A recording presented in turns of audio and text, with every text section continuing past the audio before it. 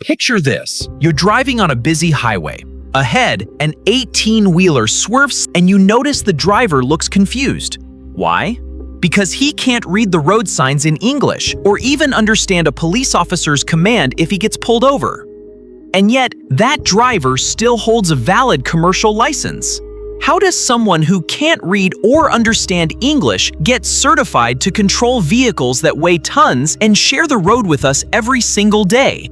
On August 12, 2025, 3 innocent people died on the Florida Turnpike. Truck driver made an illegal U-turn, causing his 18-wheeler to jackknife and slam into their minivan. The driver, Harjinder Singh, had a valid commercial license from California, but when investigators tested his English skills after the crash, the truth came out. He failed miserably, answering only 2 out of 12 basic questions correctly and identifying just 1 out of 4 highway signs. If he couldn't understand road signs or basic English, how did he get a commercial license to drive an 80,000-pound death machine? Today, I'm going to show you exactly how broken our licensing system is and why 3 families are now grieving because of bureaucratic failures. Remember, federal law requires commercial drivers to understand English well enough to read highway traffic signs and respond to official inquiries. The results? He got 2 out of 12 verbal questions right.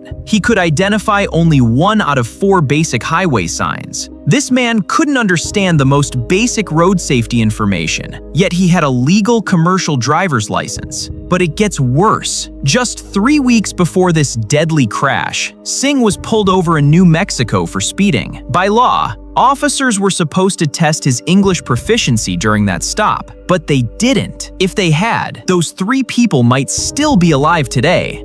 So, how does someone who can't read road signs get a commercial license? Singh's licensing history reveals everything wrong with our system. First, in July 2023, Singh somehow obtained a full-term commercial license in Washington state. But here's the problem. Illegal immigrants aren't supposed to get this type of license at all. Washington state issued it anyway. Then, in 2024, California gave him a limited-term commercial license. This was technically legal since he had received work authorization from the Biden administration in 2021 after the Trump administration had denied it in 2020. But here's what nobody checked: whether he could actually read English road signs or understand basic safety commands. California issued the license based on paperwork, not competency. The system is designed so that once you get a license in one state, it's recognized nationwide. So Singh could drive his truck through Florida, Texas, New York, anywhere, with a license that was issued without proper language testing. And remember that New Mexico traffic stop? The officer was legally required to test Singh's English proficiency as of June 25, 2025, but he didn't. 3 weeks later, 3 people were dead. This isn't just about one bad driver or one incompetent state. This case exposes multiple system failures. Failure number 1, no standardized English testing. States can issue licenses without properly checking if drivers understand basic road signs. Singh proved this by failing spectacularly when finally tested.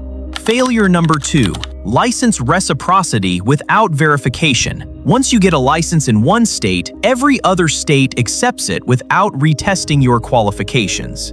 Failure number 3, lack of enforcement. Even when laws exist, like the New Mexico English proficiency requirement, officers don't follow them.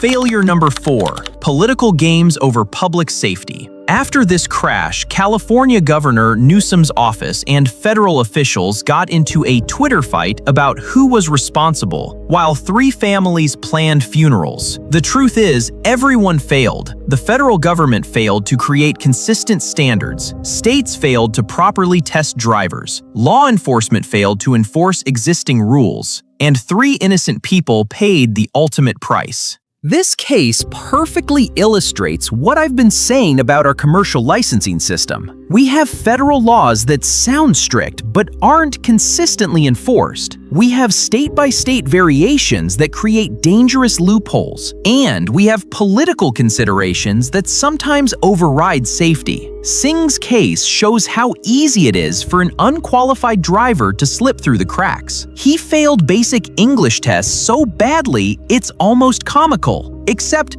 3 people are dead, so it's not funny at all. Other countries don't have this problem because they have centralized, consistent testing. Germany requires technical German proficiency for commercial drivers. Australia has tiered systems with strict language requirements for interstate drivers. But in America, we have a patchwork system where your safety depends on which state issued the license of the truck driver next to you. Singh's case gives us a perfect roadmap for what needs to be fixed immediately. First, mandatory, standardized English proficiency testing for all commercial licenses, administered the same way in every state. No more guessing games. Second, regular retesting, especially during traffic stops. That New Mexico officer should have tested Singh's English. If the law had been followed, this crash wouldn't have happened. Third, better coordination between immigration status and licensing. Singh shouldn't have gotten a Washington state license while here illegally. Fourth, end a political blame game and focus on solutions. While California and federal officials were fighting on Twitter, families were grieving. Fifth, technology solutions for current drivers who struggle with English, GPS warnings in multiple languages, digital translation tools for inspections, but with clear requirements to demonstrate basic English competency. The goal isn't to exclude hardworking immigrants, it's to ensure everyone on the road can understand basic safety information. 3 people died on August 12th because Harjinder Singh couldn't read a no U-turn sign and didn't understand basic English. But the real tragedy is that this was completely preventable. If Washington state had followed federal law, Singh wouldn't have gotten his first license. If New Mexico police had done the required English test, he would have been stopped before reaching Florida. If our system actually worked, those 3 people would still be alive. This isn't about immigration politics. It's about basic competency and public safety. When someone can't understand road signs or police commands, they shouldn't be driving 80,000-pound vehicles on public roads. The families of those 3 victims deserve better. Every person who shares the road with commercial trucks deserves better. And frankly, qualified drivers who follow the rules deserve better than competing with people who got licenses they never should have received. What do you think? Should English proficiency testing be mandatory and consistent across all states? What do you think would be the most effective improvements to commercial driver licensing? Have you encountered similar safety concerns in your own driving experience? Share your thoughts in the comments below. I read every single one, and your insights often help shape future videos. If you found this analysis helpful and want to see more deep dives into transportation safety, system improvements, and how we can make our roads safer for everyone, make sure to subscribe and hit that notification bell. I'm working on several upcoming videos about aviation safety standards, maritime regulations, and other transportation systems we can learn from. Thanks for watching, and drive safely out there.